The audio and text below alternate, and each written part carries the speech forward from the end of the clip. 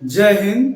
इस छोटे से वीडियो के माध्यम से मैं आपको बताना चाहूंगा कि ईआरएसएस यानी कि डायल 112 तथा बिहार पुलिस में जो सिपाही की नई भर्ती आने वाली है, इसमें क्या दोनों में समानताएं हैं, क्या अंतर है और किस तरह से इस दोनों का ड्यूटी होगा। यानी कि बिहार पुलिस सिपाही में जो डायल 112 में कार्यरत हैं उनका ड्यूटी क्या है और इनके जो अभी नए वैकेंसी आएंगे उनके सैलरी में क्या अंतर होगा, क्या उनका ड्यूटी अलग होगा। तो इन सारी प्रक्रियाओं का जो डिटेल है मैं इस वीडियो में चर्चा करने वाला हूं और मैं इस छोटे से वीडियो के माध्यम से मैं आपको समझाने की कोशिश कर रहा हूं कि दोनों में क्या अंतर है।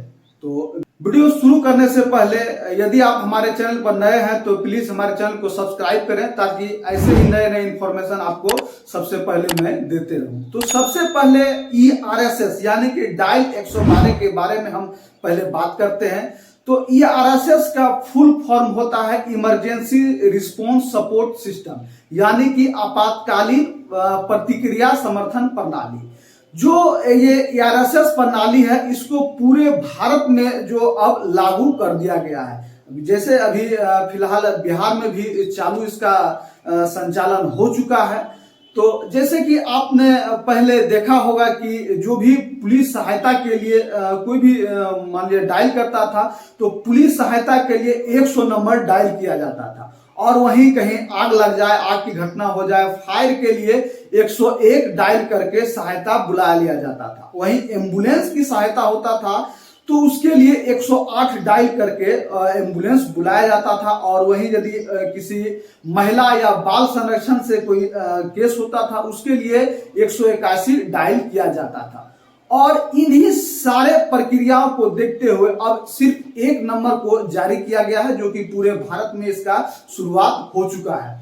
अब सिर्फ और सिर्फ 112 डायल करना है और जिस प्रकार की आपको सुविधा हो आप उस पे अपना जो आपका रिक्वायरमेंट है यानी आपको जो सहायता चाहिए उसको आप बता सकते हैं, उस तरह से आपको सहायता दिया जाएगा और उसमें जो आपको रिस्पॉन्स है वो 5 से 10 मिनट के अंदर में आपके घटनास्थल पर पुलिस हो, एम्बुलेंस हो या अन्य प्रकार की कोई सुविधा हो जो आपको जरूरत है सहायता की, वो आपको रिस्पॉन्स टीम जो है वो तुरंत आपको पिकअप करके और आपके समस्या को देख लेते हैं। तो इस तरह से डायल 112 का कार्य पूरे देश में चल रहा है। जैसे कि अन्य राज्य में इसमें जो भी पुलिस बल कार्य करते थे वो डिस्ट्रिक्ट पुलिस से ही कार्य करते हैं। जैसे कि इसमें आप देखे होंगे कि एक गाड़ी पे जो भी सिपाही रहते हैं उसमें 3 कांस्टेबल और 1 ऑफिसर के तौर पर रहते हैं और इन्हीं का जो ड्यूटी है वो 8 घंटे का शिफ्ट है, यानी 8 या 24 घंटा आपके सहायता में लगातार रेगुलर है और 8 घंटे का इनका शिफ्ट बांटा हुआ है। और अभी जो बिहार में इनके भर्ती को लेकर के जो एक आपको यहाँ देख पा रहे हैं कि डायल 112 के लिए भर्ती के लिए अभी बिहार सरकार द्वारा मान्यता प्राप्त हुआ है, केंद्र की मंजूरी हुई है और इसमें अलग से वैकेंसी लिया जा रहा है। तो अलग से वैकेंसी लेने का ये मतलब हो रहा है कि बिहार में तो ऐसे ही पुलिस बल की कमी को देखा जा रहा है, पुलिस बल की कमी है। इस कारण से इसमें जो डायल 112 में कहीं दिक्कत ना हो, परेशानी ना हो, इसको मद्देनजर देखते हुए पुलिस बल की वैकेंसी लिया जा रहा है। जैसे कि अन्य राज्य में यूपी, एमपी, महाराष्ट्र, अन्य जगह जो भी अभी फिलहाल डायल 112 का चल रहा है उसमें राज्य के पुलिस बल ही काम करते हैं। तो इसमें आपका सवाल उठता है, आपके मन में सवाल आता है कि सर भर्ती प्रक्रिया इसका क्या होगा। तो मैं आपको बता देना चाहता हूं कि जो भी बिहार पुलिस की भर्ती प्रक्रिया जैसे है उसी तरह सेम प्रक्रिया इसमें भी लागू होता है। जैसे आपका पहले रिटर्न होता है, इसके बाद फिजिकल होता है, इसके बाद डीवी मेडिकल, जो भी प्रक्रिया है उस तमाम जो प्रक्रिया है वो सेम ही प्रक्रिया होंगे और आप भी एक बिहार पुलिस कांस्टेबल या बिहार पुलिस दरोगा या एएसआई हैं वही आप कहलाएंगे। भले ही इनका कार्य अलग अलग है। कार्य का मतलब ये है कि जैसे कि आप मान लीजिए बिहार पुलिस कांस्टेबल में डिस्ट्रिक्ट पुलिस के तौर पे आप जो या जैसे कि चयनित होते हैं तो यदि आपका थाने में ड्यूटी होता है तो थाना का जो ड्यूटी है वो शेड्यूल आपका 24 घंटा में कभी भी इमरजेंसी में आपको बुला लिया जाता है, यानी कि 24 घंटा आप बंद हैं। लेकिन यदि आप डायल 112 में आप कार्यरत हैं तो आपको सिर्फ 8 घंटे ही ड्यूटी, एक शिफ्ट में आपको 8 घंटे ही ड्यूटी करना है। इसके बाद यदि आपका शिफ्ट खत्म हो गया तो आपको नहीं पूछा जाएगा। आप फिर अगले दिन जो आपका शिफ्ट है, जिस शिफ्ट में, उसी शिफ्ट में आएंगे और आप जो फिर से अपने ड्यूटी पे लग जाएंगे और ड्यूटी करेंगे। भर्ती प्रक्रिया में बहुत से ऐसे मेरे साथी हैं जिनको एज को लेकर के काफी कंफ्यूजन हो रहा है कि एज कब से काउंट किया जाएगा और कितना एज इसका रहेगा। तो मैं आपको क्लियर कट बता देना चाहता हूं कि ये वैकेंसी जो भी आएगा वो 2023 में वैकेंसी आने वाला है। तो जाहिर सी बात है कि 2023 से ही एज काउंट किया जा रहा है। और मैं उन बच्चों के लिए या उन अपने भाइयों के लिए भी खेद व्यक्त करता हूं कि जिनका एज अब लास्ट हो रहा है, समाप्त हो रहा है। कहीं ना कहीं ये वैकेंसी पहले भी आना था, जो बिहार पुलिस का वैकेंसी था उनको लेकर के चर्चाएं जोर शोर से, उनका भी साथ ही इसमें भर्ती लिया जाएगा। तो पहले यदि 22 से काउंट होता तो कहीं ना कहीं जिसका भी एज समाप्त हो रहा उनको लाभ मिलता, लेकिन उनके लिए ये बहुत ही दुखद है क्योंकि आप इस फॉर्म को अप्लाई नहीं कर पाएंगे, क्योंकि 2023 से यदि काउंट होगा तो आपका 1 साल लैप्स कर जाएगा। तो वहीं इसके यदि एज लिमिट हम देखें तो जनरल के लिए इसमें 18 साल है और 18 से 25 साल है। वहीं यदि ओबीसी कैंडिडेट हैं तो आपको एज में 3 साल का छूट मिलेगा, और वहीं SC ST कैंडिडेट हैं तो आपको 5 साल का छूट मिलेगा। और डायल 112 का जो अभी सुविधा है वो सिर्फ और सिर्फ आपको शहरों में ही देखने को मिल रहा है, और इसका जो विस्तार है पूरे गांव को कवर करने का भी ये कवायद चल रहा है कि कहीं ग्रामीण स्तर पर भी डायल 112 का रिस्पांस टीम जो है वहां भी सहायता प्रदान करे। इसके लिए मैं आपको एक न्यूज कटिंग जो है इसके माध्यम से मैं आपको समझाना चाहता हूं कि इसकी क्या क्या रिक्वायरमेंट है, इस पे बात चल रही है। तो आप देख सकते हैं कि 2 चरणों में आपात सेवाएं के लिए बहाल होंगे 19,000 पुलिसकर्मी। इस तरह से जो राज्य में है पुलिसकर्मियों का 19,000 जो पदों पर जो बहाली लिया जा रहा है, इसको 2 चरण में लेने की संभावना है। इसको 2 चरण में लिया जा रहा, और इसके लिए जो है कैबिनेट द्वारा मंजूरी भी मिल गई है, और अब जो है वित्त विभाग से मंजूरी मिलना बाकी है। यानी कि वित्त विभाग मंजूरी इसलिए देंगे कि इस पर पे भी जो खर्च है, जैसे कि वाहन पर खर्च है, इनके वेतन आदि पर खर्च है कि वेतन दिया जाएगा, वाहन खरीद जाए, मतलब कि इसमें जो गाड़ी है 2 पहिया से लेकर के 4 पहिया वाहन तक भी इसमें खरीद करने की कवायद चल रही है। जैसे कि आप छोटे छोटे गली में जाने के लिए बड़ी वाहन नहीं जा सकता है, तो वहाँ आप देखे होंगे शहर में कि मोटरसाइकिल से भी गश्ती होता है, और वहाँ जो सहायता दिया जाता है, और मोटरसाइकिल के द्वारा भी वहाँ जाकर रिस्पांस टीम वहाँ आपको सहायता दिया जाएगा। तो आप देख पाएंगे कि ये हिंदुस्तान न्यूज़ में छपा था। और राज्य में डायल 112 यानी कि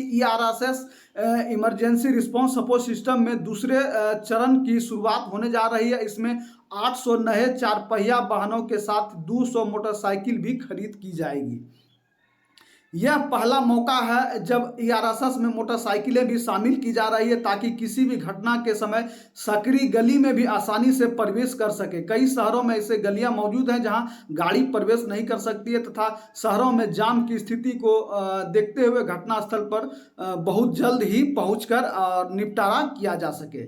और इस तरह से RSS के संचालन सही तरीके से करने के लिए सिपाही से लेकर दरोगा तक के 19,000 कर्मियों को बहाल किया जाएगा। यह बहाली 2 चरणों में होगी, और ERSS में बहाली से संबंधित प्रस्ताव कैबिनेट की मंजूरी मिल चुकी है। इसके बाद अब वित्त विभाग समेत अन्य विभागों से अंतिम रूप से मोहर लगने के बाद इसमें संबंधित अधिसूचना राज्य सरकार जारी करेगी, और इसके साथ ही बहाली प्रक्रिया शुरू होगी।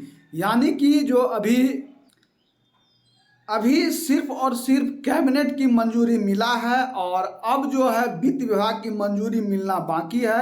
इस पे कवायद चल रहा है। जैसे ही वित्त विभाग की मंजूरी मिल जाएगी कि वेतन और जो भी अन्य खर्चे हैं उनको यदि वित्त विभाग सक्षम हो जाएंगे वहन करने के लिए, तो इस पर भर्ती जो है बहुत जल्द ही निकाला जाएगा। इसमें अभी जैसे कि 1 से 2 महीने की देरी हो सकता है। इस महकमा में नए वर्ष की क्षमता का विस्तार करने के लिए साथ ही ईआरएसएस को सुदृढ़ एवं खास तौर पर ध्यान दे रही है। वर्तमान में डायल 112 में 400 गाड़ियां तैनात है और 800 नई गाड़ी आने की इसकी संख्या बढ़ाकर 1200 हो जाएगी। यानी कि अभी जो बिहार में जो डायल 112 का जो अभी चल रहा है ड्यूटी, उसमें लमसम 400 गाड़ियां मौजूद हैं और 800 और नई गाड़ी को बढ़ाया जाएगा और इस तरह से पूरे 1200 हो जाएगा। और तब पूरे राज्य में कोई घटना होने पर पुलिस 20 से 25 मिनट में पहुंच जाएगी। डायल 112 में प्रति वाहन 3 सिपाही एवं 1 जमादार या दरोगा समेत 4 पुलिसकर्मी की आवश्यकता पड़ती है। 3 शिफ्ट में एक वाहन पर 12 कर्मियों की ड्यूटी रहती है। यानी कि प्रत्येक 3 शिफ्ट में ड्यूटी होता है, यानी 24 घंटे में 3 शिफ्ट पर ड्यूटी लिया जा रहा है। एक शिफ्ट में 3 सिपाही और 1 एसआई या एएसआई स्तर के ऑफिसर रहते हैं। और इस तरह से इसके आप देखे होंगे कि शहर में हर एक जगह आपको डायल 112 का गाड़ी खड़ा नज़र आता होगा और वहीं वो हमेशा इधर से उधर गश्त में रहते हैं, गश्ती लगाते हैं। कहीं भी रिस्पॉन्स होता है, कहीं से भी कॉल आता है तो इस तरह से वहाँ जाकर मामले को सॉर्ट आउट किया जाता है।